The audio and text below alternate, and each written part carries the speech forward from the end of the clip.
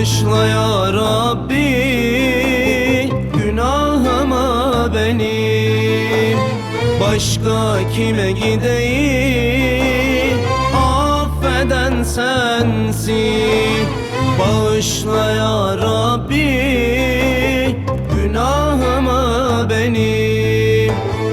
Başka kime gideyim, affeden sensin.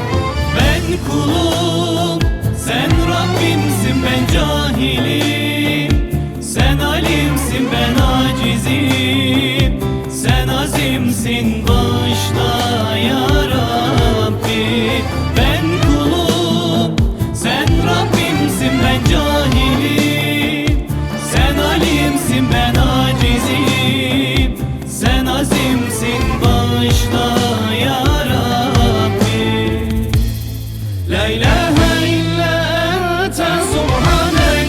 La ilahe illa ente subhanek. Subhaneke Rabbi, subhanek. Subhaneke ma azama şanek.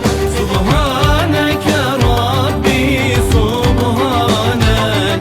La ilahe illallah.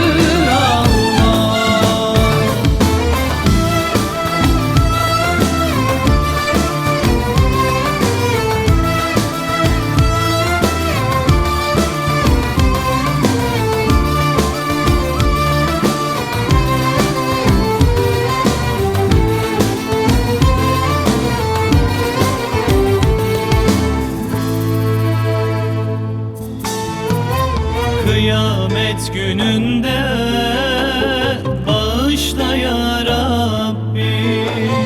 Günahlarım önümde, bırakma ya Rabbi.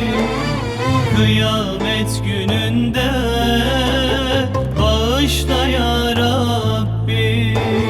Günahlarım önümde, bırakma ya Rabbi. Ben kulum, sen Rabbimsin, ben cahilim. Sen alimsin, ben acizim. Sen azimsin, bağışla ya Rabbi. Ben kulum, sen Rabbimsin, ben cahilim. Sen alimsin, ben acizim. Sen azimsin,